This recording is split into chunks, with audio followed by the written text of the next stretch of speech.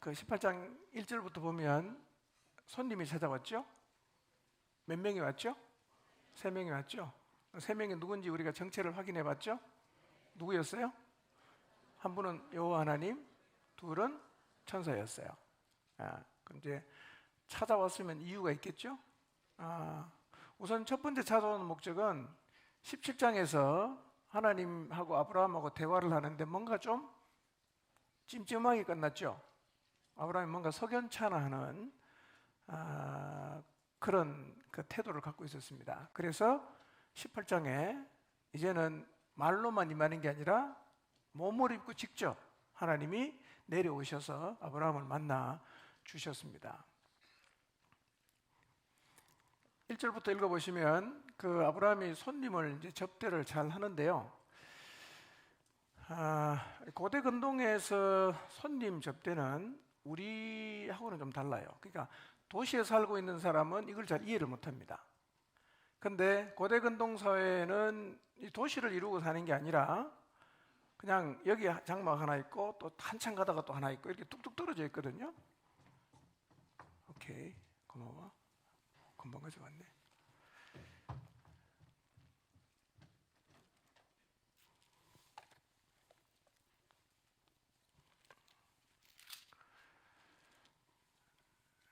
그 가까이는 몇 킬로, 길게는 뭐 한 몇십 킬로, 몇십 킬로까지는 아니겠지만 꽤 많이 이제 떨어져 살고 있으니까요. 여행을 하다가 이제 나그네가 있을 때 대접을 하지 않으면 나그네가 어떻게 되겠어요? 여관도 없잖아요. 식당도 없잖아. 근데 영접을 안 해주면, 손님을 대접을 안 해주면 노숙을 하든지 일단 굶어야 되고요. 잘못하면 죽을 수도 있어요. 근데 문제는 손님을 접대를 안 했어요. 그러면 그 집에 갔더니만 접대를 안 하더라 이렇게 소문이 나면 이제 손님을 접대하는 그 사람은 앞으로 여행을 못 합니다. 왜냐하면 아무도 그 사람을 안 맞이해줘요. 그리고 심하면 그 동네 갔더니만 아무도 맞이해주지 않더라라는 소문이 나면 그 동네 사람들이 여행을 못 할 수 있어요. 그러니까 고대 근동사회는 손님이 오면 일단은 영접을 하거든요. 극진하게 대접을 하는데, 그래서 고대 사회에는 나그네 환대법 같은 게 있어요. 그런 법이 있고요. 그리고 손님 대접하는 것은 매우 좀 자연스러웠어요. 사마라는 학자는 낯선 사람을 환대하는 것은 일종의 예배 행위다 이렇게 얘기를 합니다. 낯선 사람을 환대하는 것은 하나님 앞에 예배하는 것이다 그렇게 얘기했고요. 탈무드는 이렇게 말했어요. 객들에게 베푸는 호의는 하나님의 임재를 환영하는 것보다 더 위대하다. 손님을 접대하는 것을 굉장히 중요하게 생각을 했어요. 근데 아브라함이 지금 낯선 나그네를 3명을 지금 대접하죠? 그러면 이때 아브라함이 이 3분이 한 분은 하나님이고 2분은 천사인 것을 알고 대접했을까요? 모르고 대접했을까요? 모르고 했습니다. 그냥 행로에 고난 사람들이 있으니까 가서 맞이하고 접대한 그 장면을 잘 설명을 하고 있는데요. 2절 한번 보실래요? 장막문에 앉아 있다가 눈을 들어보니까 사람 셋이 맞은편에 서 있었어요. 그가 그들을 보자 그 장막문에서 달려나가 영접하고 몸을 땅에 굽혀 3절 이르되 내 주여 내가 주께 은혜를 입어사오면 원하건대 종을 떠나 지나가지 마시옵고 4절 물을 조금 가져오게 하사 당신들의 발을 씻으시고 나무 아래에서 쉬소서. 이렇게 이제 굉장히 적극적으로 이제 손님을 대접을 하는데요. 근데 이제 물론 이제 고대 사회에서는 손님을 잘 접대를 하긴 하는데 아브라함이 손님을 접대하는 것은 보면 이게 상투적이지 않아요. 굉장히 따뜻하고 이 우러나오는 마음에서 손님을 접대하고 있구나 하는 것을 기록을 통해서 우리가 확인할 수 있는데요. 자, 5절을 한번 볼까요? 5절.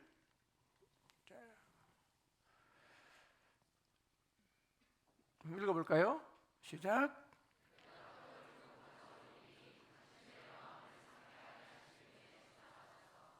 당신들이 종에게 오셨음이니이다. 그들이 이르되 내 말대로 그리하라.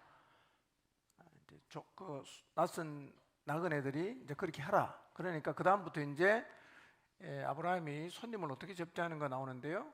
6절 한번 보실래요? 6절 시작.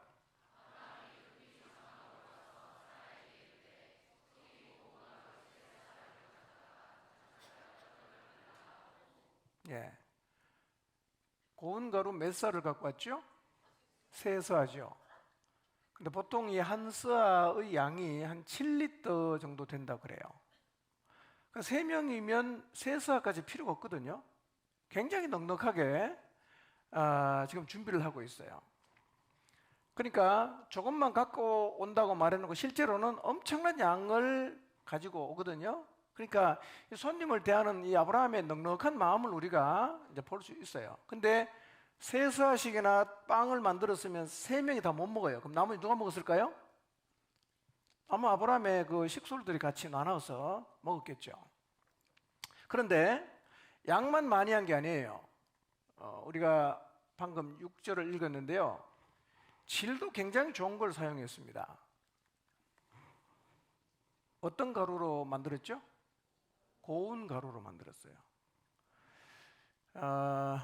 고대 중동에서는요, 평상시 음식을 먹을 때는 고운 가루를 쓰지 않습니다.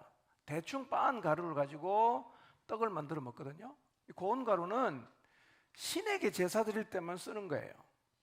그러니까 이 아브라함은 이 굉장히 귀한 이 고운 가루를 가지고 누구를 대접하고 있죠? 나그네를 대접하고 있어요. 그 다음에 7절 한번 보겠습니다. 7절 시작.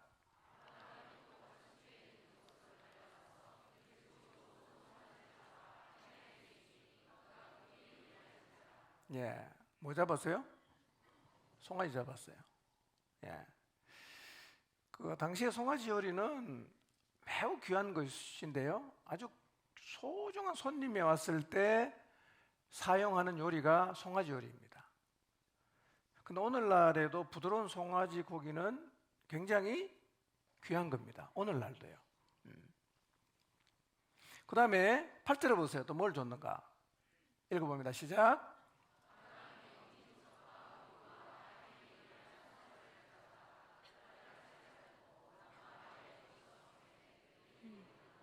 예, 뭘 줬죠? 엉긴 젖과 우유. 엉긴 젖은 오늘날로 말하면 요거트입니다. 요거트. 예. 그리고 이 엉긴 젖 같은 거는 사람이 잘 안 먹고요. 신에게 바칠 때 주로 사용하는 그 음식이었습니다. 우유도 귀하긴 마찬가지였어요. 그러니까 이 나그네의 식탁에 올라온 걸 한번 생각해 보세요. 고운 가루 세 서를 가지고 엄청난 빵을 만들었죠. 그 다음 뭐 있죠? 송아지 요리 있죠. 그 다음에 요거트 있죠. 그 다음에 우유도 있어요. 자, 이것은 나중에 19장에 가서 롯이 손님을 대접하는 것하고 보면 굉장히 비교가 돼요. 굉장히 비교가 됩니다. 자, 이렇게 손님을 융숭하게 대접하는 것은 이게 아브라함이 얼마나 관대한 사람인가 하는 것을 우리에게 보여줍니다. 이웃을 향한 넉넉한 마음, 또 이웃을 섬기고자 하는 마음을 우리가 볼 수가 있는데요. 어차피 한 번 보고 이제 두 번 안 볼 손님이니까 먹고 남은 거 줄 수도 있고요. 그 다음에 집에서 자기들이 잘 안 먹는 거 줄 수도 있잖아요. 근데 아브라함은 그렇게 하지 않았습니다. 최상의 것으로 대접을 했어요. 우리 여기서 배울 수 있는 교훈은 이거예요. 이웃 섬김은 곧 예배입니다. 예배. 세상이 참 많이 각박해지지 않았습니까? 우리는 이제 아브라함의 손님 접대를 통해서 우리가 서로를 향해서 어떤 마음을 가지고 섬겨야 되는가를 좀 생각해 보았으면 좋겠어요. 우리 곁에 있는 이웃들, 어려운 사람들, 힘든 사람들, 병든 사람들, 옥에 갇힌 사람들, 곤란한 사람들, 이런 사람들을 우리도 사실은 아브라함 같은 마음으로 좀 이제 섬길 필요가 있어요. 여러분, 하나님 사랑 굉장히 중요하죠. 그러나 하나님 사랑하고 같은 선상에 있는 게 뭐냐면 이웃 사랑이에요. 이웃 사랑. 예. 자, 마태복음 22장 36절에서 39절 한번 읽어보겠습니다. 읽습니다. 시작.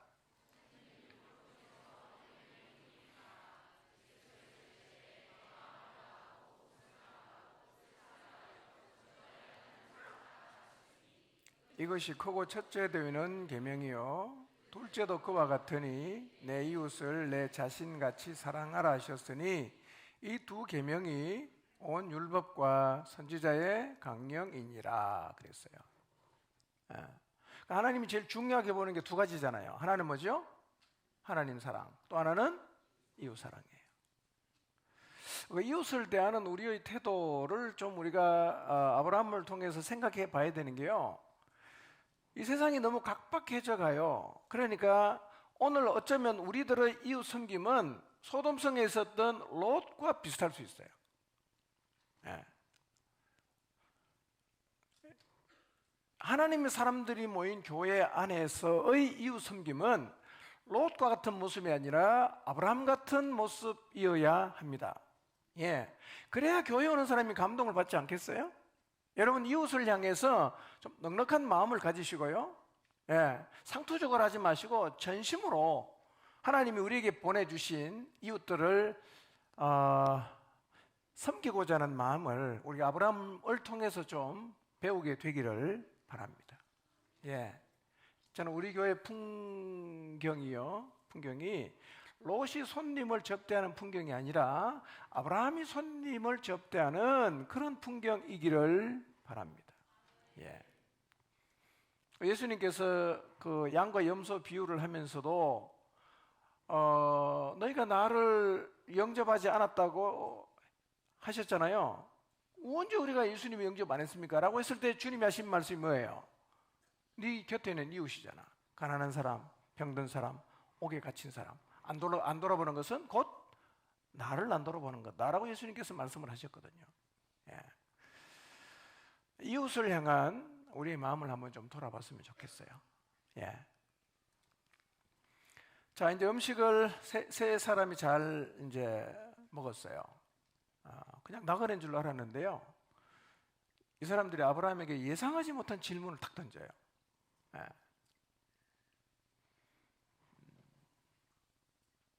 9절 한번 볼까요? 9절. 자, 읽습니다. 시작. 그들이 아브라함에게 이르되 내 아내 사라가 어디 있느냐? 대답하되 장막에 있나이다. 그래요. 그냥 낯선 손님인 줄 알았는데 자기 집에 있는 와이프 이름을 알고 있어요. 사라가 어디 있냐? 이렇게 묻는 거예요. 아브라함이 대답했어요. 장막에 있습니다. 그랬더니만 찾아온 나그네가 뭐라고 얘기하느냐면 10절을 보세요. 시작.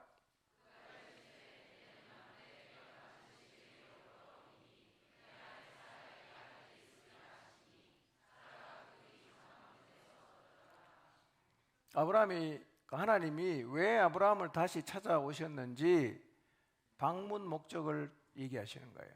왜 오셨어요? 여러분, 17장에서 내 아내 사레가 아이를 낳겠다는 얘기를 했습니까? 안 했습니까? 자, 17장 19절 한번 볼까요? 17장 19절 읽어봅니다. 시작.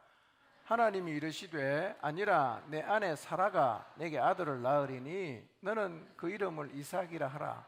내가 그와 내 언약을 세우리니 그의 후손에게 영원한 언약이 되리라. 이 얘기했어요. 근데 그때 아브라함의 반응이 뭐였어요? 그냥 이스마엘이나 잘 살았으면 좋겠습니다 이렇게 말했잖아요.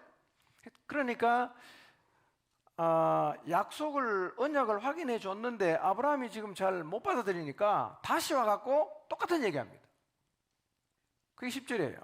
내년 이맘때 내가 반드시 내게로 돌아올 텐데 내 아내 사라에게 아들이 있을 것이다 이렇게 말했어요. 자, 17장에서 이 얘기를 들었을 때는 누가 웃었냐면 아브라함이 웃었어요. 아브라함이 피식 웃으면서 뭐라고 했죠? 아이고, 이스마엘이나 하나님 앞에 살기를 원합니다 이렇게 얘기를 했어요. 그래서 다시 찾아왔는데 18장에서는 누가 웃느냐면 사라가 웃는 거예요. 자, 12절 한번 볼까요? 시작.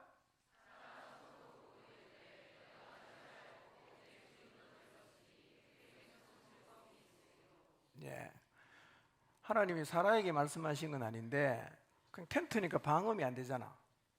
그 사람 하나님하고 이제 아브라함하고 얘기하는 거를 사라가 장막 뒤에서 들었어요. 그러니까 사실 이건 혼잣말 하는 거예요. 속을 웃어요. 내가 노쇠하 있고 내 주인도 늙었는데 내게 무슨 즐거움이 있겠냐. 사라가 이렇게 말한 이유가 11절에 있거든요. 11절 한번 읽어볼까요? 시작. 아브라함과 사라는 나이가 많아 늙었고 사라에게는 여성의 생리가 끊어졌는지라. 예. 남자가 나이 많은 거는 뭐 그래도 좀 문제가 덜 될 수 있어요. 왜냐하면 사라가 죽고 아브라함이 후처를 또 이렇게 맞이했거든요. 그리고 애를 낳았어요, 안 낳았어요? 낳았어요. 아브라함은 늙어도 애를 놓을 수가 있었던 것 같은데 문제는 누구죠? 사라란 말이에요. 사라는 생리가 끊어졌기 때문에 이제는 애는 못 낳는다는 거죠. 그러니까 웃는 거예요. 13절입니다. 읽어봅니다. 시작.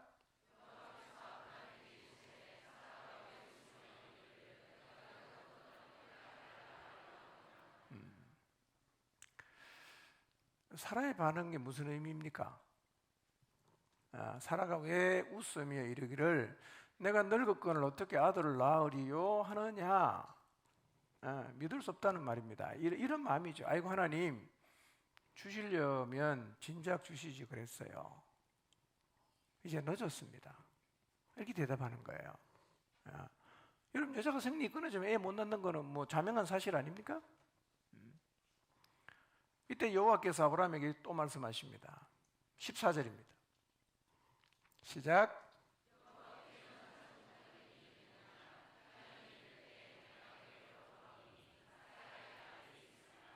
예. 생리가 끊어져서 자녀 낳는 게 불가능하다라고 얘기하니까 하나님은 뭐라고 말씀하십니까?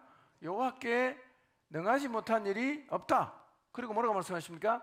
기한이 이르면 내가 내게로 돌아올 텐데 사라에게 아들이 있을 거다. 이렇게 말씀하셨어요. 여러분 하나님의 약속은요 기한이 되면 반드시 이루어집니다. 하나님의 약속은요 성취되는 시간이 반드시 찾아온다는 사실을 잊지 마시길 바랍니다. 여러분 밤이 아무리 깊어도 아침이 안 오는 법이 없죠? 폭풍과 몰아치는 굉장히 힘겹고 두려운 밤이어도 아침이 반드시 오는 것처럼요 하나님 말씀이 우리가 듣기에 아무리 불가능하게 보여도 기한이 되면 이루어지는 거예요. 하나님이 돌아오시면 생명의 역사가 나타납니다. 왜냐하면 여호와께는 능치 못한 일이 없기 때문입니다.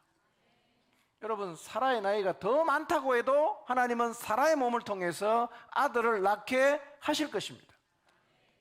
여러분 그렇기 때문에 우리가 하나님에게 받은 약속이 세월이 자꾸 흘러가면서 불가능해 보이는 상황 앞에 선다고 해도 그때 기억해야 될 게 뭐냐면 여호와께는 능치 못한 일이 없다는 사실을 기억하시기를 바랍니다.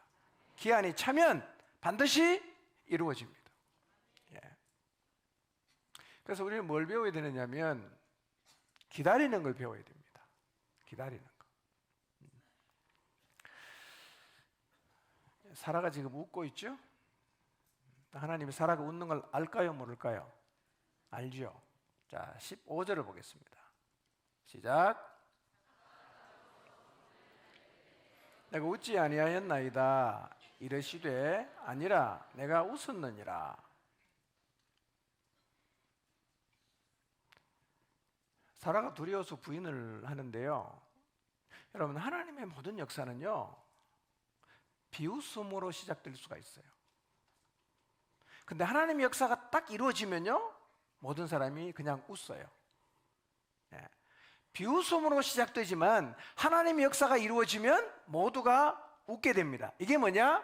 복음이에요. 여러분 하나님의 약속을 주장하고 살아가면요 사람들이 여러분을 비웃을 수 있어요. 자식 한 명도 없는데 하나님이 아브라함 이름 뭐로 지었죠? 아브라함인데 아브라함, 열국의 조상이 된다. 이 되게 웃기는 얘기죠. 다 비웃죠.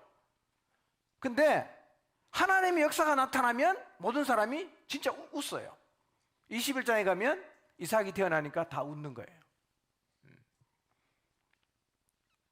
이 웃는 역사는 아브라함의 생애뿐만 아니라 언약을 잡고 사는 우리 모두의 삶 가운데서도 동일하게 일어난다는 사실을 믿으시기를 바랍니다.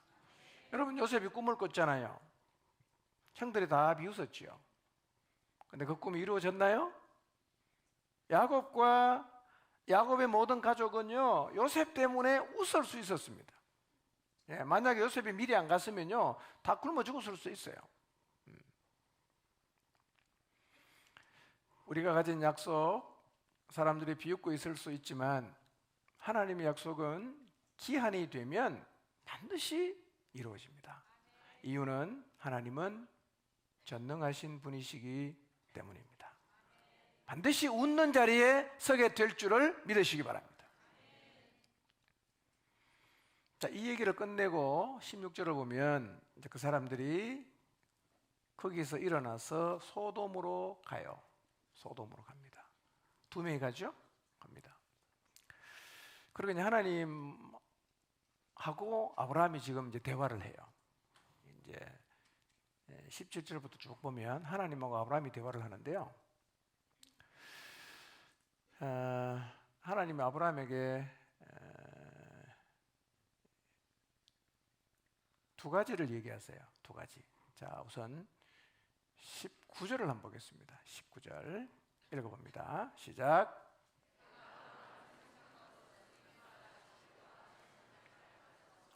나에게 순종하게 하고 옳고 바른 일을 하도록 가르치라는 뜻에서 한 것이다. 그의 자손이 아브라함에게 배운 대로 하면 나는 아브라함에게 약속한 대로 다 이루어 주겠다. 하나님 아브라함을 선택한 이유를 이렇게 설명하세요. 그와 그의 자손을 잘 가르쳐서 하나님에게 순종하고 옳고 바른 일을 하라고 가르치라고 불렀다는 거예요.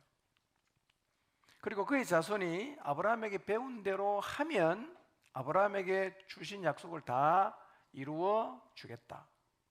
또 약속을 확인합니다. 그 다음에 하는 얘기가 뭐냐면요, 그 다음에 하는 얘기가 20절, 21절 한번 볼까요? 20절, 21절 읽습니다. 시작.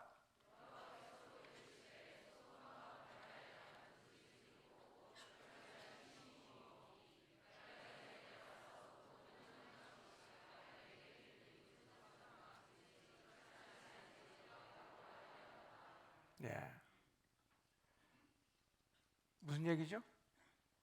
소돔과 고모라 얘기하시는 거예요. 소돔과 고모라. 하나님이 죄악이 너무 이제 꽉 차서 더 이상은 하나님이 참을 수 없는, 더 이상은 봐줄 수 없는 이 소돔과 고모라를 심판하실 계획을 누구한테 얘기합니까? 아브라함에게 얘기하는 거예요. 소돔성 내가 심판한다. 여러분, 근데요, 이 소리를 탁 듣는 순간 아브라함의 머리에 떠오르는 사람이 하나 있었어요. 누구죠? 롯이었어요. 심판 계획을 듣는 순간 아브라함은 그 성읍에 살고 있는 자기 조카 롯이 생각이 났어요. 하나님이 저 소돔성 심판하면 내 조카도 다 죽는데, 다 망하는데. 그래서 아브라함의 마음속에 어떤 생각이 나느냐면 이 소돔성을 구해야 되겠다. 소돔성을 구해야 되겠다. 그래야 우리 조카가 거기서 살아남을 수 있으니까. 그래서 22절 이후에 보면 가장 위대한 중보기도를 아브라함이 드리는 거예요. 가장 위대한 중보기도입니다. 그럼 창세기 18장 22절에서 33절에 있는 말씀은 성경에서 볼 수 있는 가장 위대한 중보기도입니다. 여러분, 숫자가 몇 명에서 몇 명까지 내려갔습니까? 일단 50명에 시작했어요. 하나님 의인과 악인을 함께 멸하시는 게 하나님 공의는 아니잖아요. 50명에서도 멸하시겠습니까? 이러면서 깎아 내려간 게 몇 명까지 내려갔어요? 10명까지. 그 중간에 표현을 보면요, 아브라함 입장에서는 진짜 하나님 앞에 떨면서 조마조마하면서 하나님 앞에 50명에서 45명, 40명, 30명, 20명, 10명, 10명까지 내려갔어요.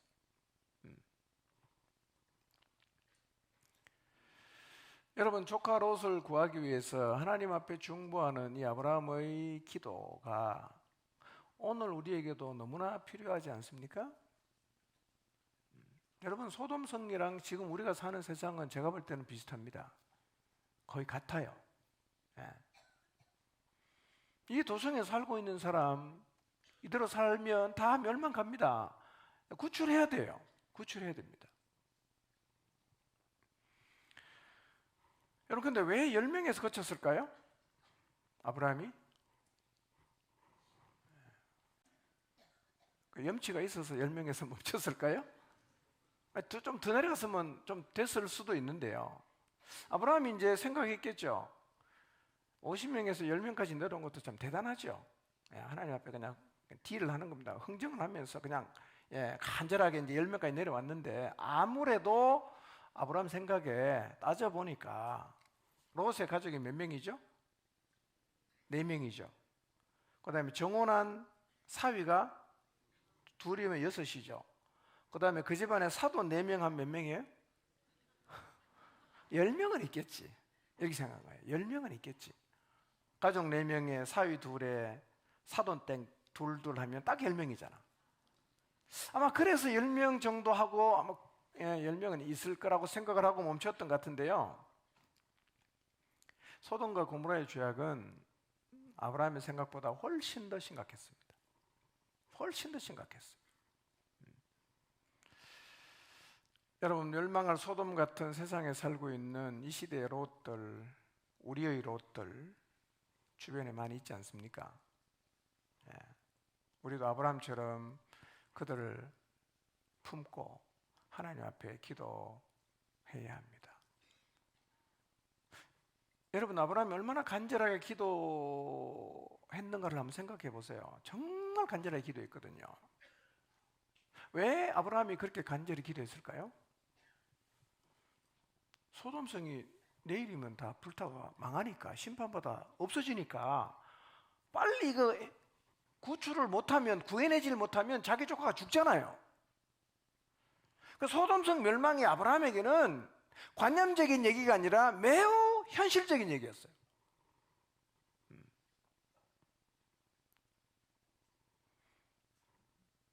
그 다음날 하나님 심판했거든요. 그 다음날. 여러분, 우리가 사는 세상은 가짜로 멸망합니까?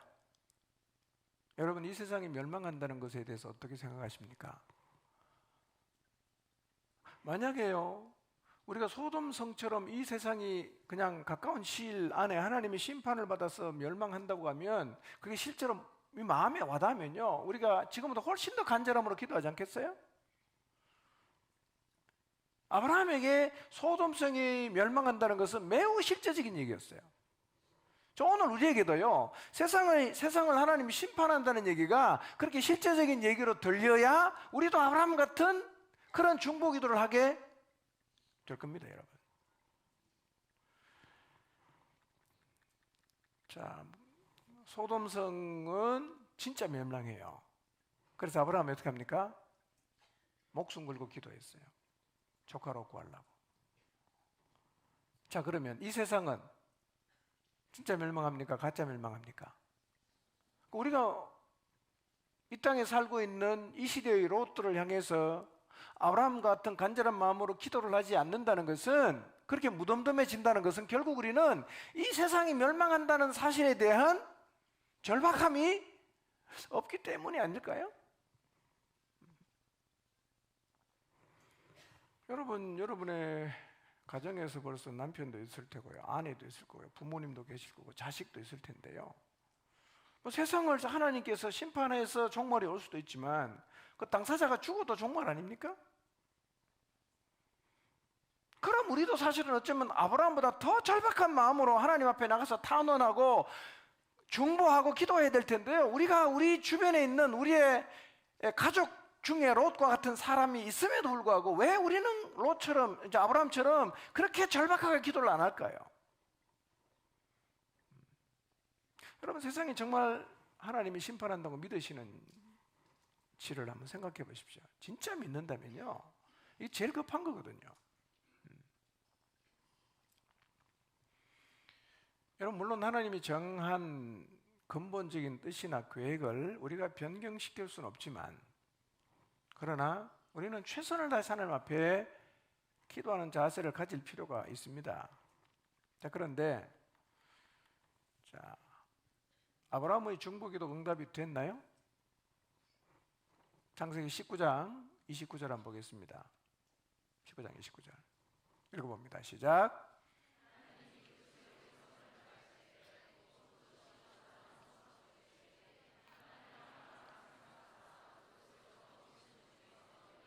예, 아브라함의 기도가 롯을 살렸습니다.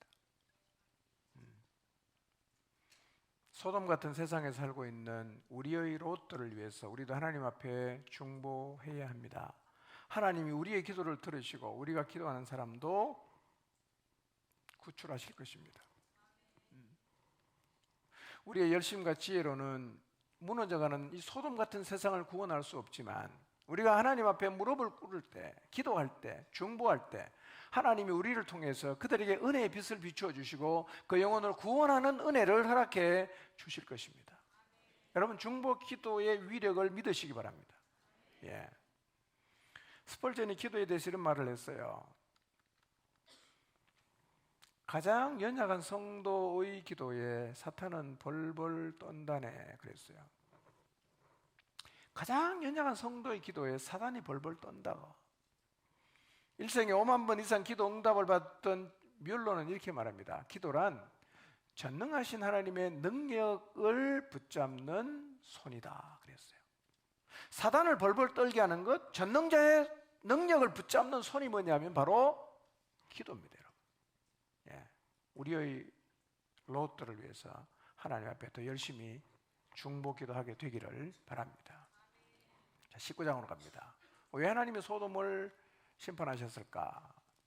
하나님이 심판하신 소돔의 모습이 어떠했을까? 근데 19장을 쭉 읽어보시면 소돔 성하고 우리 시대랑 거의 똑같다는 걸 우리가 발견하게 돼요. 예. 그러면 지금 우리가 살고 있는 이 세상의 심판도 저는 임박했다고 생각합니다.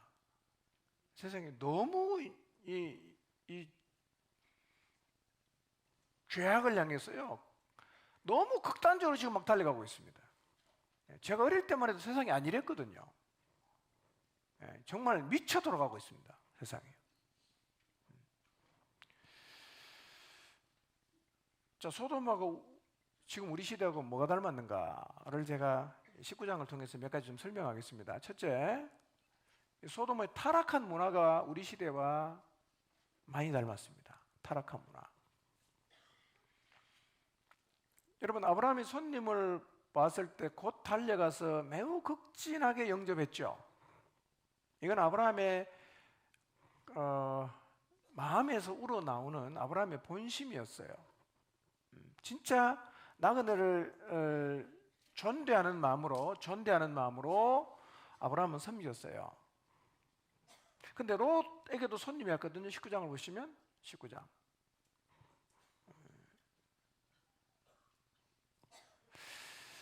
자, 롯에게도 손님이 왔는데요. 롯은 손님을 굉장히 상투적으로 맞이합니다. 달려가서 맞이하지도 않아요. 떡도 준비하지 않아요. 송아지도 안 잡아요. 그리고 이렇게 말합니다. 들어와 발을 씻고 주무시고 일찍 일어나 가십시오. 이렇게 말합니다. 씻고 주무시고 일찍 가세요. 천사도 느끼죠. 안 간다. 야, 어제 그 집에는 잘해주더만 넌 왜 이러냐. 안 간다 그럽니다. 그러니까 간청해서 제발 좀 오시라고 그렇게 집에 모셔놓고 그 베푼 식탁에 뭐가 있는가 봤더니 3절 한번 볼까요? 읽겠습니다. 시작. 롯이 간청하며 그제서야 돌이켜 그 집으로 들어오는지라. 롯이 그들을 위하여 식탁을 베풀고 무교병을 구우니 그들이 먹으니라. 예. 무교병은요 제일 맛없는 떡입니다. 제일 맛없는 떡이에요. 간청해서 모셔놓고 식탁에는 제일 맛없는 떡만 넣는 거예요. 그게 뭐냐, 이게 손님을 접대하는 게 매우 계산적이 되는 겁니다. 그러니까 소돔 성의 그 분위기는 너무나 각박해졌다는 거예요. 롯도 거기 살면서 사람을 품고 사랑하고 진심으로 섬길 수 있는 여유가 다 없어졌어요. 불러놓고 무교병만 줘요. 그게 무슨 얘기냐면 롯이 소돔성에 살면서 소돔성 사람들의 가치에 물이 많이 들었습니다. 롯이 이 정도면 그 소돔성 사람은 물을 필요가 없겠죠. 문제는요, 우리가 소돔 같은 세상에 살고 있잖아. 우리는 물 안 들었을까요? 여러분, 이웃을 대하는 태도를 우리가 한번 생각해 봅시다. 우리는 이웃을 아브라함처럼 잘 이렇게 돌보고 있는지, 아니면 롯처럼 굉장히 계산적으로 아주 각박하게 불러놓고 그냥 제일 맛없는 거나 주고 안 먹는 거 꺼내주고, 이게 혹시 오늘 우리의 모습은 아닌가? 마음이 너무 각박해진다는 거예요. 여러분, 우리 살면서 그거 다 느끼지 않습니까? 인간성이 타락했어요. 사람들이 다 자기밖에 몰라요. 얼마나 세상이 각박하냐? 층간소음 때문에 가서 사람 죽여버립니다. 이게 우리가 사는 세상이에요. 학생이 선생을 고발합니다.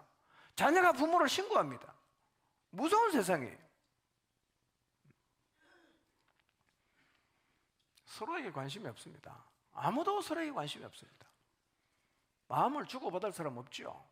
다 외롭습니다. 다 고독합니다. 모여 사는 것 같지만 정말 외로워요. 그러나 예수님을 믿는 이 교회 안에서 나타나는 풍경은 이 소돔성의 풍경이 아니라 아브라함의 풍경이어야 되지 않겠어요? 아브라함 같은 모습이 우리의 삶을 통해서 나타나야 되지 않겠어요? 왜 롯처럼 됐겠어요? 소돔에 살다 보면 영향을 받는다니까요. 나는 그냥 다 안 해주는데 그 집에 초대받아 보니까 주인이 너무 계산적이니까 나도 열받아가고 다음부터 나도 계산적으로 한다. 이렇게 물들어 간단 말이에요. 여러분, 우리 교회 풍경은 아브라함이 나그네를 대접하는, 아브라함의 이웃을 대하는 그런 모습이기를 바랍니다. 예. 자, 천사들이 이제 들어와서 이제 맛없는 무교병 먹고 이제 잠자리 들려고 하니까 이 소돔에 있는 각 동네 사람들이 젊은이, 노인 할 것 없이 다 몰려와서 롯의 집을 막 깨워사요. 그리고 뭐라고 말하냐? 5절 한번 볼까요? 5절 읽어봅니다. 시작. 롯을 부르고 그에게 이르되 오늘 밤에 내게 온 사람들이 어디 있느냐? 이끌어내라. 우리가 그들을 상관하리라. 예. 오늘 밤에 네 집에 찾아온 남자 그거 다 내놔라. 우리가 상관하겠다. 상관하겠다는 말은 동성애를 가리키는 완곡한 표현인 거 아시죠? 도성 사람이 다 몰려왔어요. 이 도성이 얼마나 정욕과 욕망에 사로잡혀 있는지를 볼 수가 있죠. 이 소돔성은요, 성도덕이 완전히 무너진 도시였어요. 우리 시대는 어떻습니까? 소돔보다 더하면 더하지 덜하진 않습니다, 여러분. 지금요.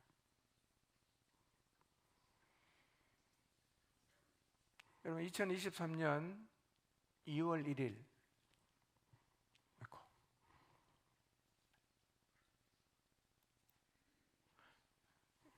2023년 2월 1일 블룸버그 통신에 이런 기사가 떴습니다. 여러분도 아마 보신 분이 계실 텐데요. 핀란드, 유럽에 있는 핀란드 의회에서 트랜스젠더, 성전환하는 사람 권리 향상을 위한 진보적 권리법 개정안이 의회에서 통과가 됐어요. 이게 어떤 법이냐면, 기존의 법안은 성을 바꾸려고 하면, 그러니까 남성에서 여성으로 바꾸거나 여성에서 남성으로 바꾸려고 하면 의사의 진단을 받아야 바꿀 수가 있었어요. 근데 이게 불편하단 말이야. 어떻게 개정했냐? 이제 핀란드는요, 만 18세가 되면 자기 성별을 의사 진단 없이 결정할 수 있어요. 내가 남자인데 여자 되고 싶어. 난 여자다. 이러면 여자예요. 이게 미친 세상 아닙니까, 이게? 이래 가면요, 이게 다 영향받아가고 퍼집니다. 우리도 이렇게 될 수 있어요.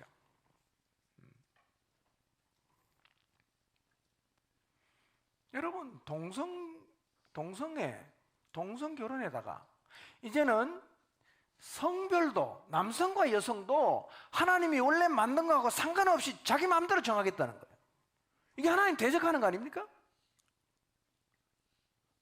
여러분이 하나님 같으면 이 세상 두고 보시겠어요?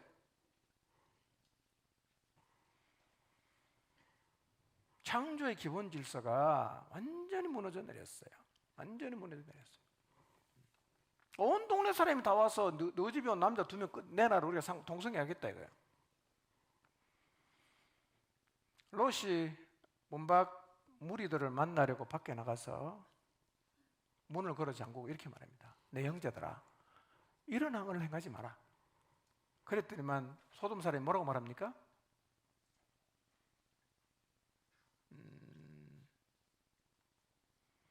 9절을 보세요. 9절 읽어봅니다. 시작. 너는 물러나라. 또 이르되 이자가 들어와서 거류하면서 우리의 법관이 되려 하는도다. 이제 우리가 그들보다 너를 더 헤아리라 하고 롯을 밀치며 가까이 가서 그 문을 부수려고 했다 그랬어요. 근데 8절을 한번 보겠습니다. 이게 8절 시작. 내게 남자를 가까이 하지 아니한 2 딸이 있노라. 청하건대 내가 그들을 너희에게로 이끌어 내리니 너희 눈에 좋을 대로 그들에게 행하고 이 사람들은 내 집에 들어왔은즉 이 사람들에게는 아무 일도 저지르지 말아라 그랬거든요. 두 번째로 이 소돔성의 그 가치를 볼 수 있는 부분이 뭐냐면 롯이 이렇게 말하거든요. 우리 집에 온 손님 건드리지 마라. 대신 내가 우리 집에 있는 정혼한 2 딸을 줄게. 이렇게 말했다는 거예요. 이게 롯의 가치예요. 이게 하나님의 사람인 롯이 소돔에 살면서 받아들인 가치입니다. 여러분, 롯이 나그네 보호하는 거 맞지요? 그러면 자기 딸은 버려도 됩니까? 정혼한 딸은 그 동네 남자들 폭력배 같은 사람에게 내줘도 되는 겁니까? 그거 아니잖아요. 이 가치는 어디서 나온 거예요? 이 국적 불명의 가치. 롯의 어그러진 영성 그리고 무너진 성의 가치를 우리가 보는데요. 롯이 왜 이렇게 했을까? 아니, 나그네를 보호하겠다고 자기 2 딸을 그냥 내주겠다는 게 이게 말이 되는 거 아니잖아요? 이렇게 하면 안 되잖아요. 롯이 왜 이렇게 했을까요? 어떤 학자는 롯이 이렇게 한 이유는 다름이 아니라 자기 이름 때문에 그렇게 했다고 봐요. 자기 이름 때문에. 무슨 얘기냐? 자기 집에 온 손님을 잘 보호하기 위해서 2 딸을 내놓았다. 참 훌륭한 사람이다. 이런 얘기를 듣고 싶어갖고 자기 2 딸을 내주겠다고 말을 했다는 거예요. 그렇다면 롯은 자기밖에 모르는 사람이에요. 자기밖에 모르는 사람이에요. 자기 명성을 위해서는 딸도 내줄 수 있다는 거죠. 롯이 소돔에 완전히 물들었어요. 물들었어요. 우리도 소돔 같은 세상에 물들 수 있죠. 물들 수 있죠. 많이 물들었을 거예요, 이미요.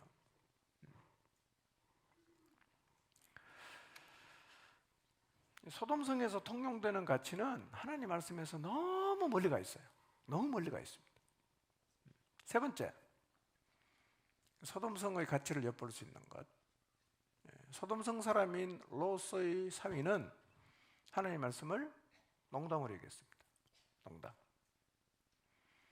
롯이 나가서 그 딸들과 결혼할 사위들에게 여호와께서 이 성을 멸하실 테니까 너희는 일어나 이곳에서 떠나라 이렇게 얘기했어요. 근데 롯의 사위는요 진지하게 생각하거나 조금도 고민을 안 해요. 그리고 뭐라고 말합니까? 장인어른 농담하지 마세요 이렇게 말했다는 거예요. 그러니까 롯이 전해준 하나님 말씀이 전혀 고려할 가치가 없는 말도 안 되는 소리를 일축을 했어요.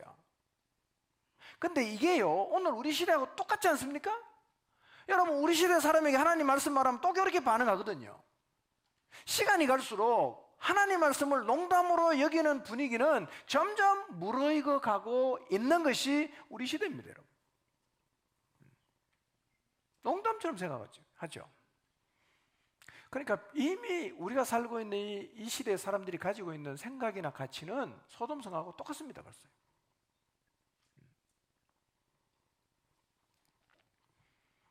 네 번째, 롯의 두 딸이 아버지와 동침해서 자손을 얻죠. 예. 자, 창세기 19장 31절 32절 한번 보겠습니다. 읽습니다. 시작. 큰딸이 작은딸에게 이르되 우리 아버지는 늙으셨고 온 세상의 도리를 따라 우리의 배필릴 사람이 이 땅에는 없으니 우리가 우리 아버지에게 술을 마시게 하고 동침하여 우리 아버지로 말미암아 후손을 이어가자. 예. 이 큰딸의 제안을 한번 들어보십시오. 이게 말이 되는 말입니까? 말이 안 되죠. 예. 우리 아버지 늙었고 온 세상의 도리를 따라 우리 배필될 사람이 이 땅에는 없으니까 아버지가 술을 잔뜩 마시고 우리 차례차례 들어가서 아이 낳자. 예. 두 딸이 동의합니다. 큰딸이 가서 아버지 술 먹여놓고 동침해서 아이 낳고 둘째 딸 낳았는데 그 사람들이 누굽니까? 모압과 암몬족 속의 조상들입니다.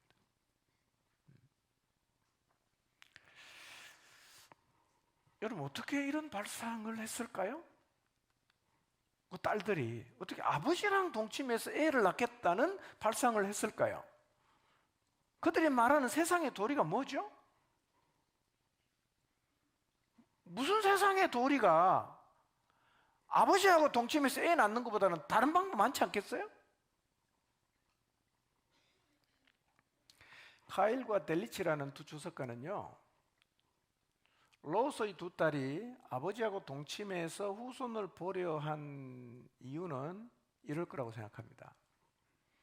하나님의 저주를 받은, 하나님의 심판을 받은 나라의 생존자인 자기들과는 짝지을 사람이 없을 것을 두려워했기 때문에 그랬을 것이다 이렇게 말하는 거예요.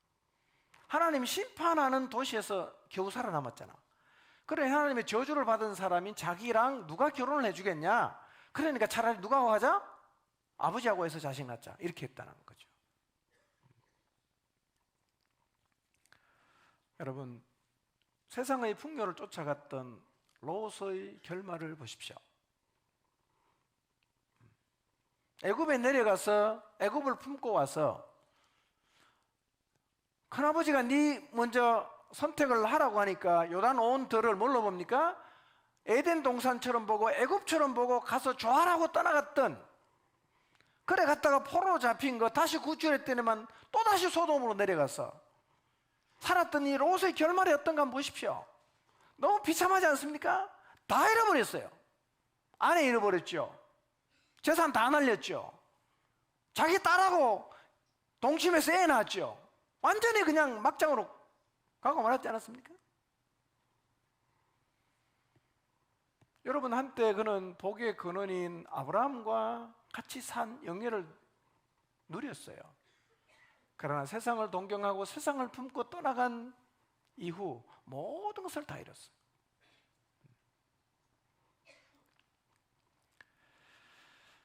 여러분 롯의 두 딸이 후손을 얻겠다는 핑계로 아무런 부끄러움이 없이 이 아버지와 몸을 섞을 수 있었던 것은 활락의 도시 소돔에서 배운 어쩌면 매우 자연스러운 표현이었을 수가 있어요. 엄마는 물질의 노예잖아요. 그렇죠? 그리고 두 딸을 딸의 정죄를 너무나 쉽게 생각하는 아버지의 부패. 뭐 딸도 똑같아요. 똑같아요.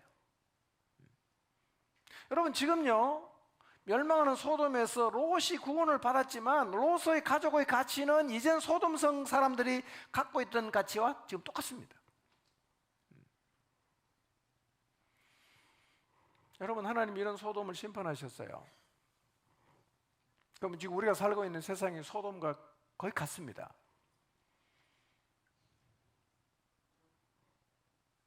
뭐 세상이 오래 갈 것 같습니까? 요즘에는요, 뭐 유럽 쪽에 오는 이 뉴스를 들으면요, 그냥 깜짝깜짝 놀랍니다. 예. 여러분, 근데요, 소돔에 살았던 롯의 가치가 이렇게 타락했잖아요.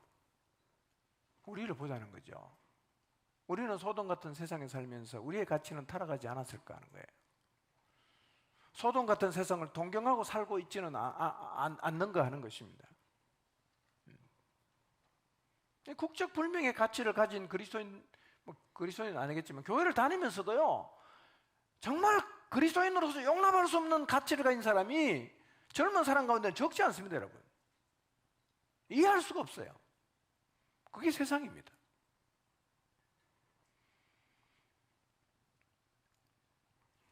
자, 이런 소돔성에서 누가 구원받는가? 이 소돔성에서 누가 구원받는가? 자, 12절 한번 볼까요?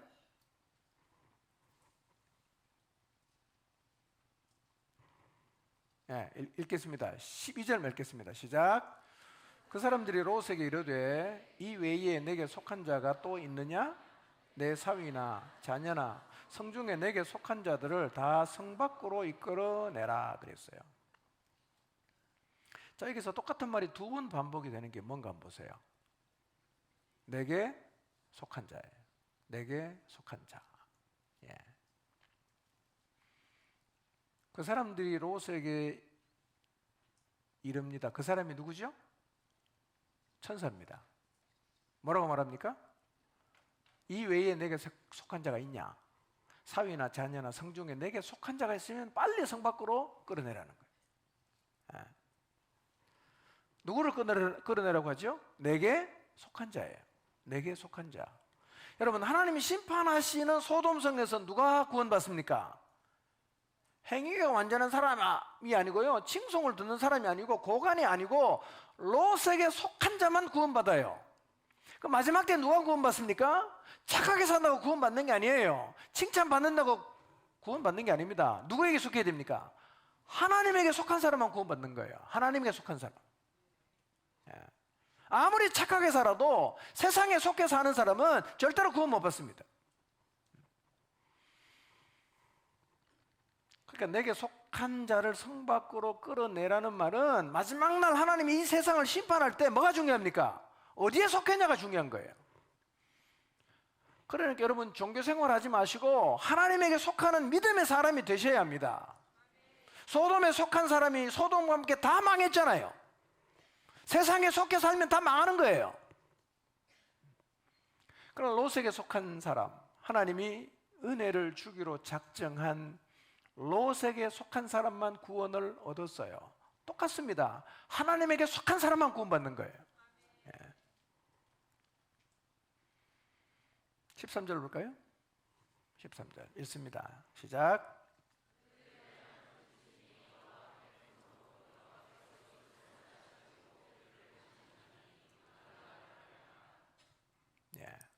멸한다는 말이 몇 번 나옵니까?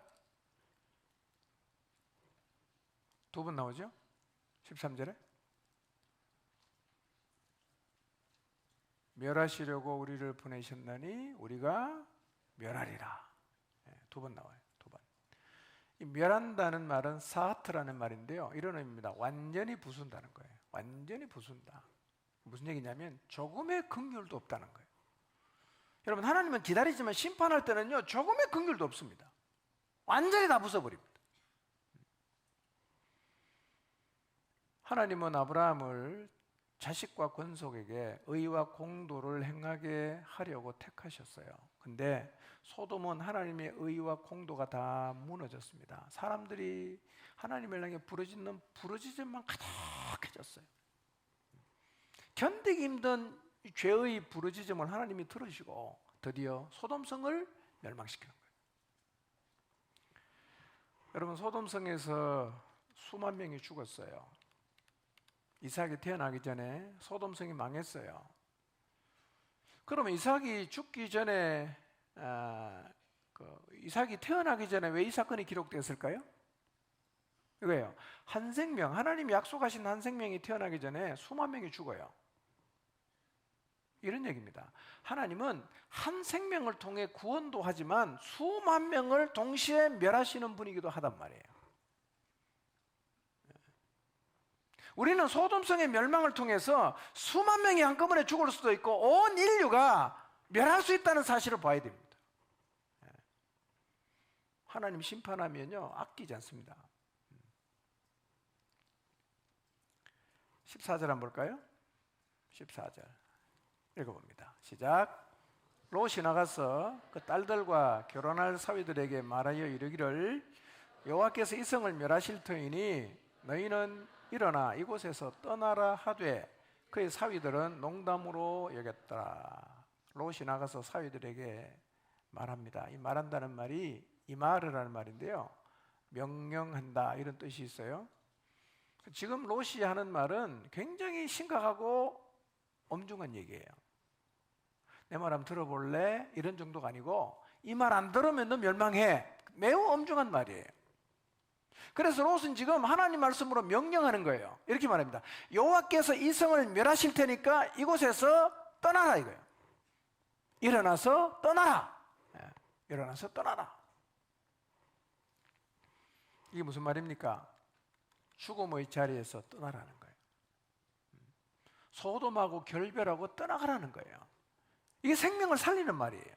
이게 롯의 두 사위를 살리는 말이거든요.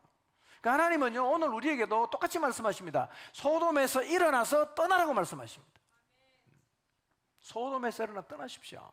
그러니까 이 땅에 살지만, 이 세상에 살지만 세상에 속하지 않으려고 하면 여러분, 우리가 이 세상 가치에 물들지 않아야 돼요. 롯의 두 사위는 어떻게 합니까? 농담으로 얘기했죠. 그리고 망했어요. 그럼 소돔의 5 왕이 그 북부의 내왕을 쳐서 잡아갈 때 그때 누가 잡혀갔죠? 롯이 잡혀갔죠. 아브라함이 318명의 군사하고 동맹한 사람을 데리고 가서 잡혀간 롯을 구출해 왔죠.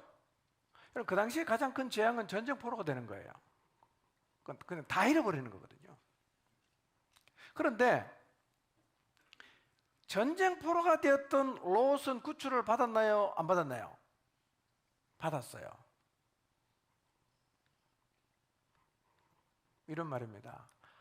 외부의 어떤 것에 포로가 되는 것은 구원받을 수가 있습니다. 그런데 내부의 불신, 그리고 하나님을 믿지 않고 가벼이 여기는 것은 도와줄 수가 없어요. 외부적으로 포로 잡힌 거는 풀어줄 수 있는데요, 내면에서 하나님을 향해서 불신의 마음을 품고 있는 것은 사실은 도와줄 수가 없습니다. 정말 조심해야 되는 게 뭐냐면요, 내부가 물드는 거예요. 내부가 물드는 게 진짜 무서운 거예요.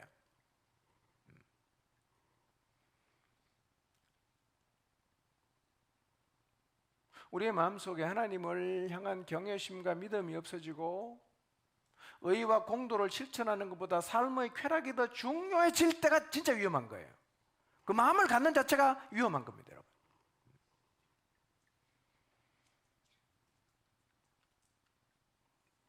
우리의 내부의 모습은 어떨까요?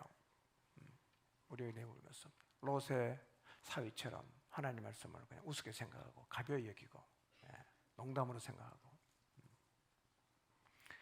여러분, 12절 말씀을 보면요, 이 롯에게 속했던 사위는 구원의 1순위였습니다. 롯의 가족이니까 1순위였어요. 그런데 롯의 사위가 내부의 불신에 사로잡혀 있어서 자기 스스로가 거부했습니다. 그래서 어떻게 됐냐? 멸망당했습니다. 하나님 앞에 우리의 내부는 어떨까? 세속에 사로잡혀서 하나님을 거부하고 있지 않을까? 우리의 내부를 볼 필요가 있어요, 여러분. 만약에 우리가 소돔성에 있었던 롯의 사위와 같은 그런 내부를 갖고 있으면요, 진짜 대책이 없습니다. 근데 우리 세대가 이렇게 되고 있어요. 우리 세대가. 여러분, 특히 젊은 분들, 20대 우리 청년들, 여러분 혹시 하나님 말씀을 가르치는 부모님 말씀, 또 윗세대들이 따르고 있는 하나님 말씀을 마음으로 비웃고 있지 않는가를 한번 생각해 보십시오. 신앙생활 열심히 하는 부모님 바라보면서 하나님이 어디 있냐고, 하나님이 뭐가 그리 중요하냐고, 왜 그게 전부인 것처럼 사냐고, 혹시 마음으로 하나님을 비웃고 있지는 않는가를 돌아보십시오. 이게 진짜 무서운 거예요. 이게 진짜 무서운 겁니다.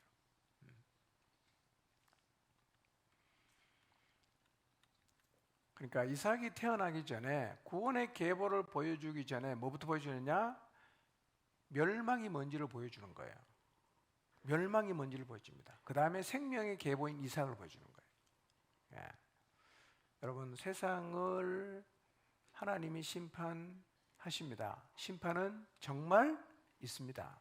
이거를 기억하시기를 바랍니다. 소돔 성이 어떻게 됐죠? 유황불이 내려와서 완전히 멸망했어요. 완전히 멸망했습니다. 여러분, 소돔성이 망했듯이 이 세상도 마지막 날에 불탑니다. 하나님은 말씀하신 대로 심판하십니다. 하나님의 이 말에 귀를 기울이시기 바랍니다. 그리고 일어나 소돔에서 떠나시기를 바랍니다. 여러분, 하나님 말씀은 생명이 왔다 갔다 하는 거예요. 한번 해보는 얘기가 아닙니다. 안 받으면 망하는 거예요. 안 받으면 멸망받아요. 롯사사에 안 받아들이고 다 죽었잖아요. 여러분, 우리가 전해주는 이 구원의 복음을 안 들으면요, 롯의 사위처럼 될 수밖에 없습니다. 하나님 말씀을 농담으로 받지 마시기를 바랍니다. 20장 갑니다. 20장.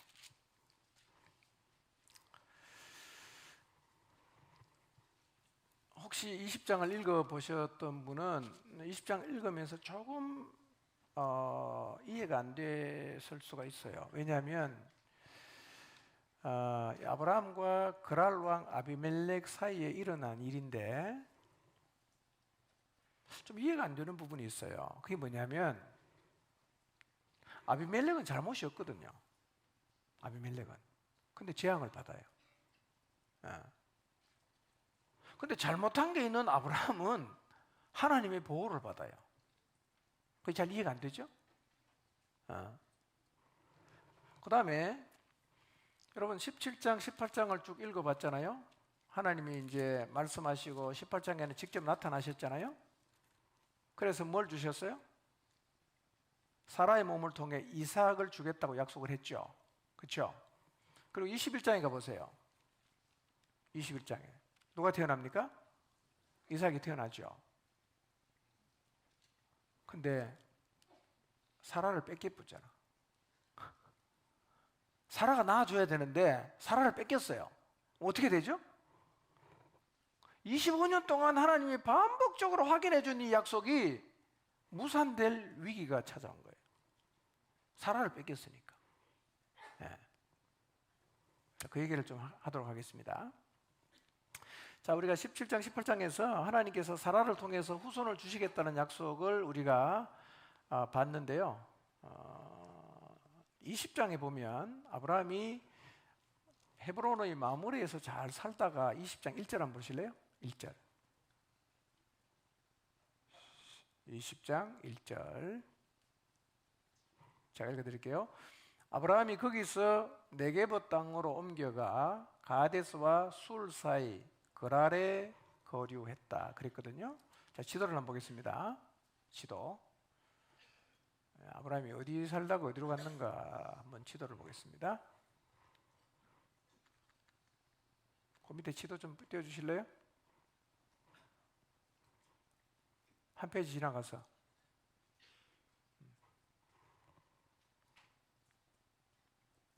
오케이. 자, 여러분, 예, 딱지를 가렸네요. 예. 자, 20장 1절, 네게브 땅으로 갔죠? 네게브가 어디 보입니까? 보이죠? 그 다음에 가데스와 술 사이, 그랄에 거했다 그랬죠? 가데스 보입니까? 술은 어디냐면 블레셋 그 어디, 그 밑에 있죠. 여기 술 광야 있죠? 예. 그리고 지금 그 헤브론에서 어디로 내려갔어요? 그랄로 내려갔거든요. 그랄로. 여기서 이제 하나님의 언약이 무너질 뻔한 사건을 이제 아브라함이 경험을 해요. 근데 여러분 12장에서 애굽으로 내려갈 때는 왜 내려갔죠? 기근이 너무 심해서 내려갔어요. 근데 지금은 기근도 없어요. 기근도 없는데 아무 이유가 없어요. 그런데 헤브론에 살다가 그랄로 내려갔어요. 왜 내려갔을까요?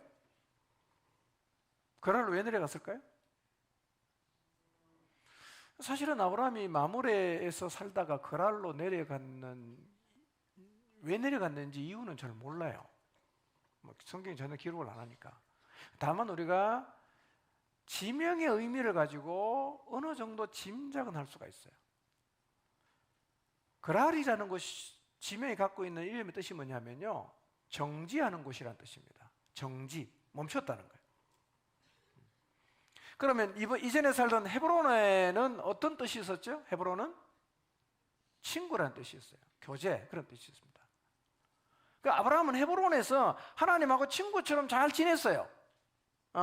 그러다가 지금 어디로 갔어요? 그랄로 갔다는 얘기는 신앙이 어떻게 됐다는 의미입니까? 멈췄어요. 정지했다는 거예요.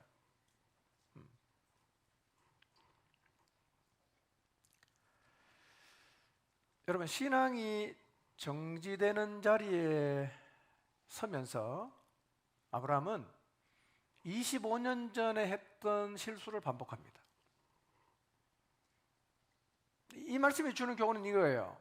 신앙이 정지되는 자리에 서면 같은 죄를 반복하게 됩니다. 신앙이 멈추면 같은 죄를 반복해요. 그러니까 이제 뭘 경계해야 됩니까? 신앙이 멈춰서는 것을 경계해야 됩니다. 우리 어디에 머물면 제일 좋죠? 헤브론의 마므레. 가장 안전하고 가장 안정적인 자리입니다. 하나님과 깊은 교제, 열렬한 교제를 누리는 자리가 우리가 늘 머물러 있어야 할 자리입니다. 그랄로 내려가면, 신앙이 정지를 하면 이런 실수를 하는 거죠.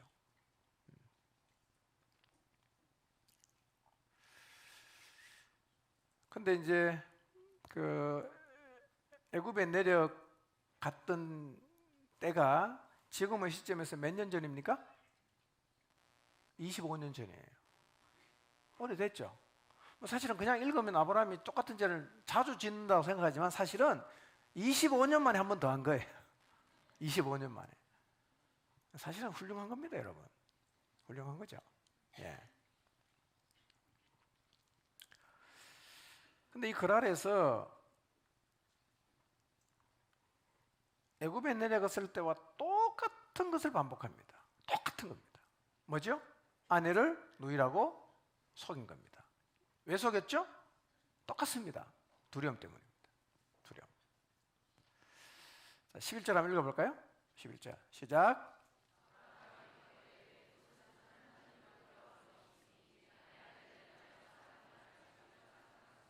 네.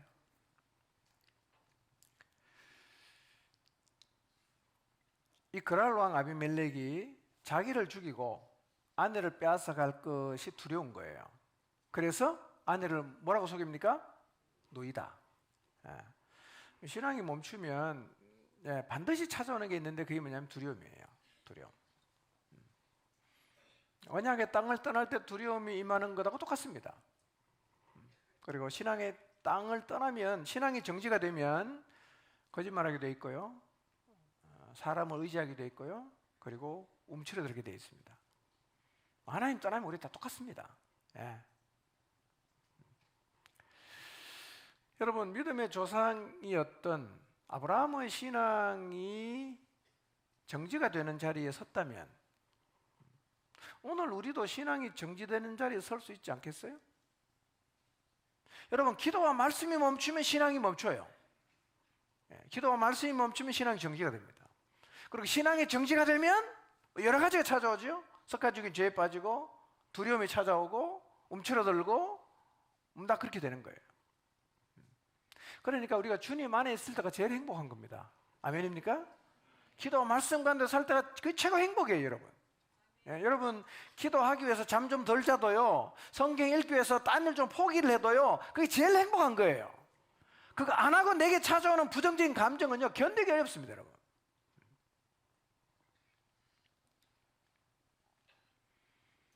그러니까 이걸 보면 아브라함하고 우리랑 어때요? 비슷하죠? 이런 말입니다.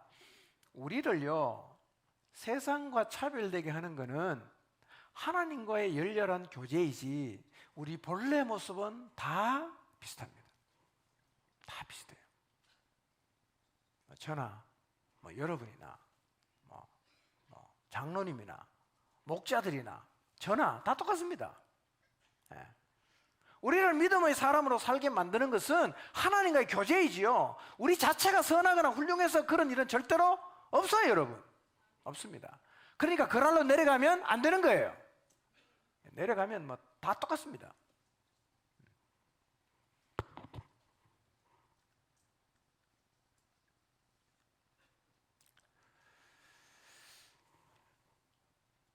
우리는 믿음의 조상의 삶이 왜 이런가 라고 생각할 수 있는데, 사실은 우리의 삶이 공개되면 어떨까요?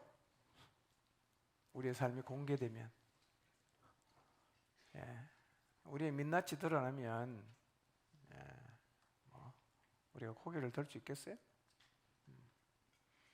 그래서요, 요즘에는 국무위원 하려고 하면 청문회 해야 되잖아요. 그게 경상도 말로 언선스러워갖고 나 그거 안 한다 다 까발리거든요. 우리가 다 이렇게 그냥 괜찮은 척 돌아다니는 이유는요, 우리의 민낯이 안 드러나서 그럴 수 있어요. 안 드러나서. 우리가 얼마나 고약한 인간인가 안 드러나서 그럴 수 있어요. 근데 창세기 20장은요, 우리의 연약함과 부족함에도 하나님이 우리 같은 사람을 통해서도 언약을 이루어 간다는 믿음을 갖게 하는 거예요. 여러분, 우리가 완전하기 때문에 하나님이 우리를 통해서 그분의 약속을 이루어 가시는 것 절대로 아니에요. 아브라함 봐도 완전하지 않지 않습니까? 하나님의 언약이 이루어지는 것은 우리의 완전함과는 상관이 없습니다. 상관이 없어요. 자, 아브라함이 사라를 누이라고 거짓말을 했기 때문에 아비멜렉은 양심의 가책을 느끼고 데려갔나요? 당당하게 데려갔나요? 문제의식 없죠. 누인데 어때요? 남의 아내 빼앗아간 게 아닙니다. 그냥 누이니까 데려간 거예요. 전혀 양심의 가책이 없어요. 아비멜렉은 사람 이름이 아닙니다. 블레셋 왕의 공식 칭호예요. 애굽 왕의 공식 칭호는 뭐라고 불렀죠? 바로라고 부릅니다. 세겜 왕의 공식 칭호는 뭐냐면 하몰이에요. 하몰은 사람 이름이 아니고요, 바로도 사람 이름이 아니고 아비멜렉도 사람 이름이 아닙니다. 자, 근데 아비멜렉은 왜 90세가 된 사라를 데리고 갔을까요?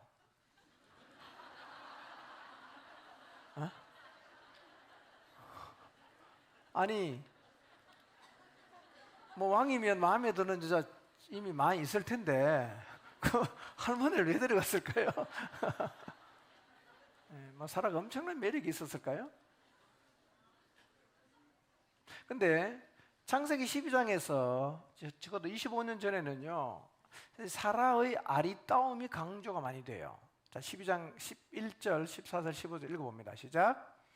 그가 애굽에 가까이 이르렀을 때에 그의 아내 사라에게 말하되 내가 알기에 그대는 아리따운 여인이라. 아브라함이 애굽에 이르렀을 때에 애굽 사람들이 그 여인의 심히 아리따움을 보았고 바로의 고관들도 그를 보고 바로 앞에서 칭찬함으로 그 여인을 바로의 궁으로 이끌어 들인지라 그랬어요. 근데 이제 25년이 지난 지금은요, 사라가 아리따다는 얘기가 거의 안 나오거든요. 아예 안 나오거든요. 사라가 몇 살까지 살았죠? 127세. 지금 몇 살이죠? 90세. 90세. 왜 데려갔을까? 네, 학자들도 대답을 못해요. 이유가 없어 보이거든. 할매인데.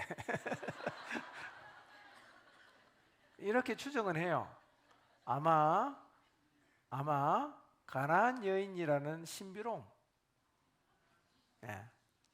그거 하나. 또 하나는 아브라함이 재산이 많으니까 그 처남 관계 맺으면 그 부를 좀 같이 공유할 수 있을까? 정략적으로 아마 결혼을 했을 수도 있다라고 추정은 해요. 근데 왜 데리고 가는지를 몰라도 문제는 이거예요. 사라를 아비멜렉이 데리고 갔다는 게 심각한 거예요. 내년에 사라가 누구를 낳아야 돼요? 아브라함의 아들을 낳아야 되잖아. 하나님이 2번이나 와서 확인해 줬잖아. 사라를 통해서 애 낳을 거라고. 근데 지금 와갖고 이 사라를 아비멜렉이 데려가 버리면 이거 어떻게 됩니까, 이게? 보통 꼬이는 문제가 아니야, 이게.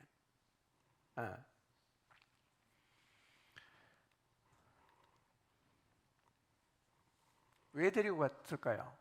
일단 아내 삼으려고 데리고 갔죠? 만약에 아비멜렉이 사라하고 관계를 해갖고 아이 생기면 어떻게 되죠? 보통 문제가 아닙니다, 이게. 자, 보세요. 갈대아 우르에서 12장에 부르잖아요. 25년을 지나는 동안 15장에서 언약식 하지요. 그 다음에 17장에서 살에다가 언약을 새기는 할례를 행하지요. 그 다음에 18장에 육신에 머물리고 직접 찾아와서 또 사라를 통해서 아들 이삭 주겠다 약속을 했잖아. 근데 이 사라를 빼앗겼으니 하나님 약속이 무산될 수 있는 굉장한 위기란 말이에요. 이 위기를 하나님이 어떻게 극복하시는가? 하나님은 매우 바삐 일하세요. 창세기를 보면요, 이거를 많이 이제 우리가 확인하게 돼요. 우리의 연약함과 부족함에도 불구하고 하나님은 자신의 언약을 이루어 가신다는 거예요. 굉장히 위로가 되죠? 우리는 실수도 하고 때로는 죄도 짓고 뭐 약하기도 하고 악하기도 하고. 그런데 그런 우리를 통해서도 하나님은 그분이 우리에게 주신 언약을 이루어 가신다는 거예요. 그 언약이 반드시 이루어진다는 거예요. 왜냐? 우리에게 언약을 주신 분은 전능하신 하나님이시기 때문에 그렇습니다. 아브라함이 믿음이 없어서 이거는 완전 아브라함이 실수예요. 신앙이 정지해서 그랄로 내려가서 아비멜렉에게 사라를 빼앗겼습니다. 비상 상황이죠. 하나님이요 적극적으로 개입하시는 거예요. 그리고 하나님의 약속이 무산되지 않도록 하나님이 일하신단 말이에요. 여러분, 그렇기 때문에 우리가 설령 실수를 해도 우리에게 주신 하나님 언약은 절대로 무산되지 않는다는 사실을 믿으시기 바랍니다. 예. 자, 어떻게 개입하시는가? 3절을 보겠습니다. 3절 읽습니다. 시작. 그 밤에 하나님이 아비멜렉에게 현몽하시고 그에게 이르시되 내가 데려간 이 여인으로 말미암아 내가 죽으리니 그는 남편이 있는 여자임이라 그랬어요. 자, 이 밤이 지나면 문제가 복잡해질 수 있죠? 이 밤이 지나면 큰일 날 수 있어요. 하나님 어떻게 합니까? 급하게 아비멜렉의 꿈속에서 현몽을 하시는 거예요. 그리고 진실을 말해주는 거예요. 야, 네가 이 여자를 데리고 갔으니까 넌 죽는다. 왜냐하면 이 여자는 남편이 있는 여자야. 이렇게 얘기하시는 거예요. 그러니까 하나님의 언약이 무산되지 않도록 하나님은 쉬지 않고 일하시죠. 밤 급하게 꿈에 찾아가갖고 너 죽는다. 왜? 나 안에 있는데 왜 네가 왜 데려갔냐? 이렇게 말씀하시는 거예요. 아비멜렉은 어떻습니까? 억울하잖아. 남의 아내를 빼앗아온 게 아니고 누이라고 해서 데리고 왔는데 하나님 저한테 왜 이러십니까? 이렇게 말씀하고 싶었겠죠. 그 항변합니다. 4절 5절 읽습니다. 시작. 아비멜렉이 그 여인을 가까이 하지 아니하였으므로 그가 대답하되 주여 주께서 의로운 백성도 멸하시나이까? 그가 나에게 이는 내 누이라고 하지 아니하였나이까? 그 여인도 내 오라비라 하셨사오니 나는 온전한 마음과 깨끗한 손으로 이렇게 하였나이다 그랬어요. 아비멜렉이 여인을 가까이 안 했어요. 그럼 생각해 보세요. 아비멜렉이 사라를 데려갈 때 가까이 하려고 데리고 왔어요? 가까이 안 하려고 데리고 왔어요? 에? 구경하려고 데려갔어요? 가까이 하려고 데려갔잖아. 그럼 가까이 해야 되잖아. 왜 가까이 안 했죠? 왜 안 했죠?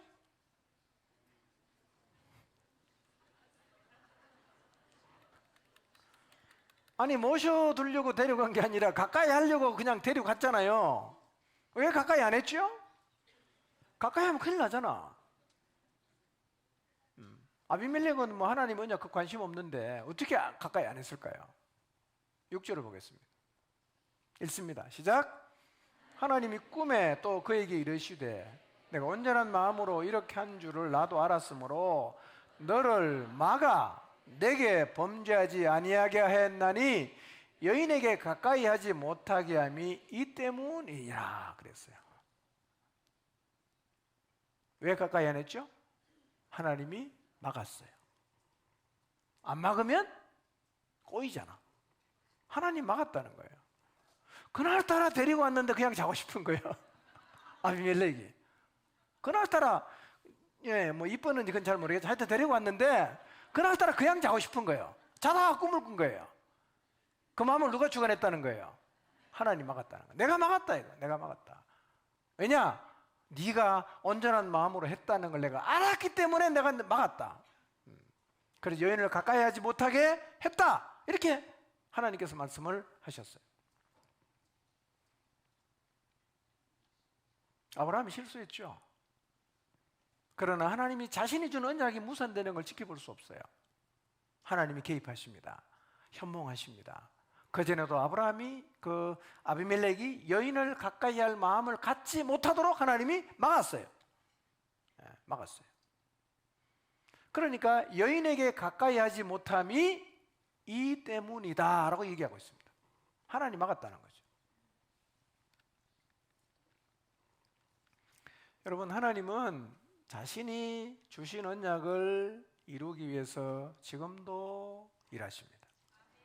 우리가 실수해도 하나님은 복구시키고 우리가 실패를 해도 하나님은 다시 돌아가게 만들어서 그분의 언약을 이루어 가시는 분이심을 믿으시기를 바랍니다.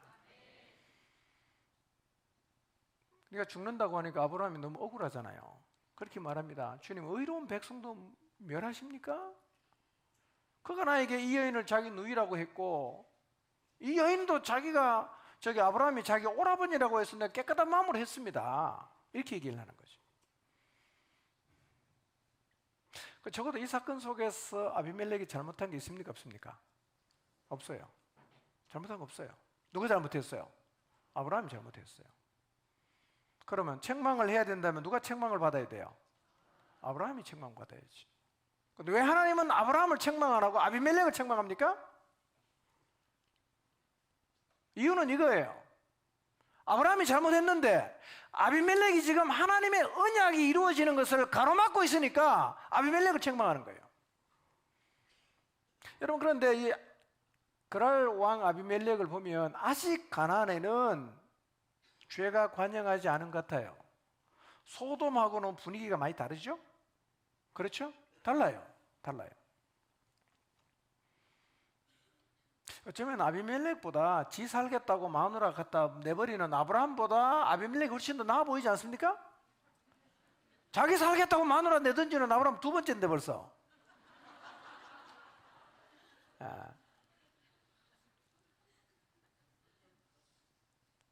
아브라함보다 아비멜렉이 더 나아 보입니다. 근데 오늘날도요, 예수님 믿는 사람보다 예수님이 안 믿는 사람이 훨씬 나이스한 사람 많습니다. 좋은 사람 많아요. 예. 예수님 안 믿는데요, 참 성실하고 가정적이고 친절하고 다른 사람 잘 섬기고 이런 사람 많습니다, 여러분. 우리 교회 남편 중에도 제가 보니까 그런 사람 있어요. 예수님 안 믿는 거 빼는 건 100점이야. 100점. 근데 예수님은 믿는데 불성실하고 못됐고 이기적이고 있어요, 없어요? 있어요. 있어요. 접니까? 예. 아비멜렉 참 괜찮은 사람입니다. 괜찮은 사람입니다.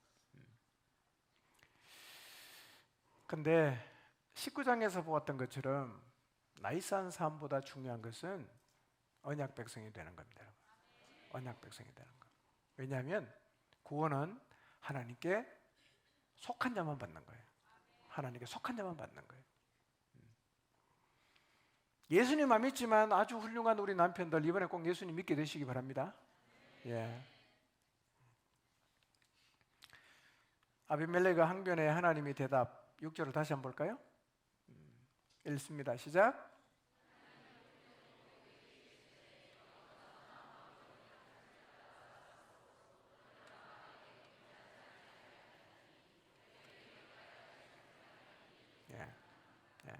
그러니까 하나님이 아비멜렉이 온전한 마음으로 한 줄을 알았기 때문에 어떡합니까? 막았다는 거예요. 온전한 마음으로 한 걸 알았기 때문에 내가 막았다. 그리고 하나님 계속 이렇게 말씀하세요. 7절입니다. 7절 시작.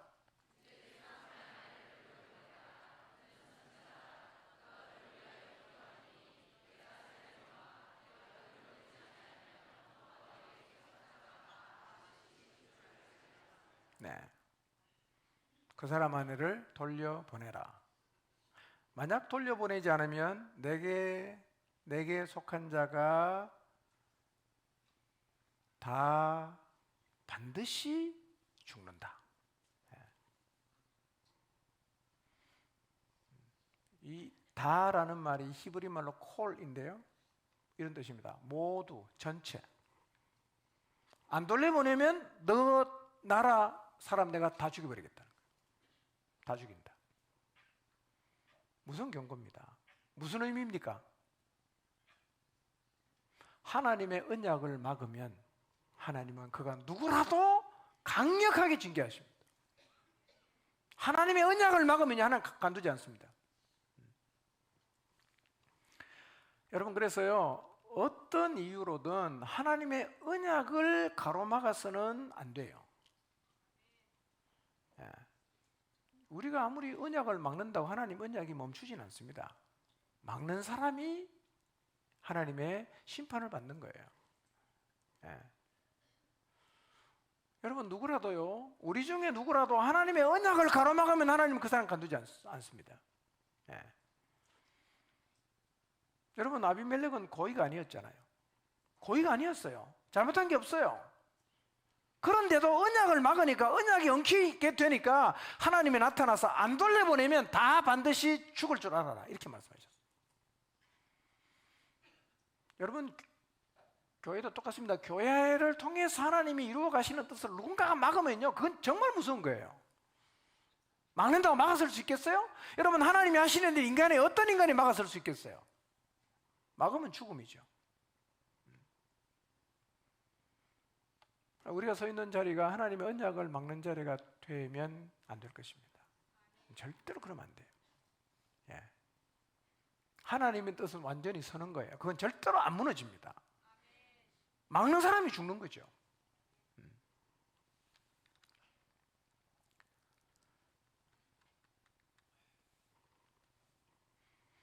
사라가 아비멜렉 집에 계속 머물러 있으면 하나님 언약이 무산되니까 하나님 뭐라고 말합니까? 빨리 돌려보내라는 거예요.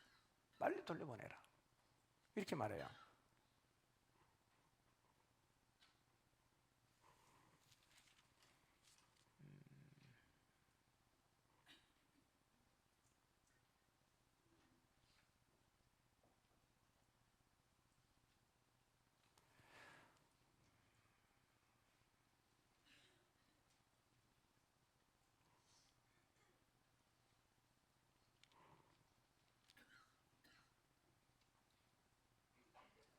7절을 한번 볼까요? 7절 읽어봅니다. 시작. 이제 그 사람의 아내를 돌려보내라. 그는 선지자라. 그가 너를 위하여 기도하리니 내가 살려니와 내가 돌려보지 아니하면 너와 내게 속한 자가 다 반드시 죽을 줄 알지니라 그랬어요. 하나님 아브라함을 뭐라고 부르십니까? 선지자라고 그래요. 선지자. 아브라함이 선지자입니까? 이 선지자는 히브리 말로 나비입니다. 나비. 말하도록 부르심을 받은 자다 이런 뜻이에요. 말하도록 부르심을 받은 자다. 선지자는요, 하나님의 말씀을 대언하는 사람인 동시에 하나님 말씀을 맡은 사람이에요. 그 사람이 선지자입니다. 하나님 말씀을 대언하기도 하지만 하나님 말씀을 맡은 사람이 선지자예요. 아브라함은요, 그 시대에 하나님 말씀을 맡은 사람이에요. 언약을 붙잡고 사는 사람이잖아요. 하나님 말씀을 맡은 사람이죠. 그러니까 아브라함이 뭡니까? 선지자죠. 하나님의 말씀을 맡고 있기 때문에 하나님이 지키는 거예요. 여러분, 하나님 말씀을 맡고 있는 사람은 하나님이 매우 적극적으로 지킵니다. 왜냐하면 그 말씀이 이루어지기 때문입니다. 자, 그런 의미에서 우리는 모두 이 시대에 뭐죠? 선지자입니다. 왜요? 우리 하나님 말씀을 맡은 사람이잖아. 하나님을 거부하고 하나님을 모르는 이 시대 가운데 우리는 하나님 말씀을 맡고 있는 사람이에요. 하나님 맡고 있는 사람 누가 보호합니까? 맡겨주신 그분이 보호하시는 거예요. 그렇게 하신 이유가 뭐냐? 우리를 보호해야 하나님의 뜻이 이루어지지 않겠어요? 우리도 이 시대에 뭐예요? 선지자. 하나님이 보호하십니다. 실패에도 불구하고 아브라함을 사용하시는 하나님, 너무 멋지지 않습니까? 우리가 실패해도요, 우리가 실수해도요, 언약을 잡고 가면 하나님은 우리의 실패에도 불구하고 그분의 언약이 이루어지는 자리에 우리를 끌고 가십니다. 예. 여러분, 아브라함의 실수에도 불구하고 아브라함을 보호하시는 하나님을 20장에서 꼭 기억하시기를 바랍니다. 기도를 해야 되는데 6시네 벌써. 이 강의 6시까지 맞죠? 예. 기도는 식사하고 와서 좀 하도록 하겠습니다. 예, 말씀 기억하면서 기도하고요. 특별히 이제 우리 아브라함의 심정으로 중보기도하는 시간을 식사하고 와서 좀 갖도록 하겠습니다. 예. 자, 이제부터는 이제 복음 전하는 시간이잖아요. 좀 복음 전하는 모드로 좀 전환을 하시고 너무 또 이렇게 부담 주지는 마시고요. 편안하게 그냥 말씀 앞에 서시면 됩니다. 편안하게 말씀 앞에 서시고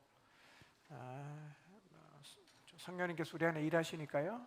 우리가 충고하는 마음으로 또 하나님의 일하심을 사모하는 마음으로 좀 같이 기도하면서 이후 시간을 좀 보내도록 하면 좋겠습니다.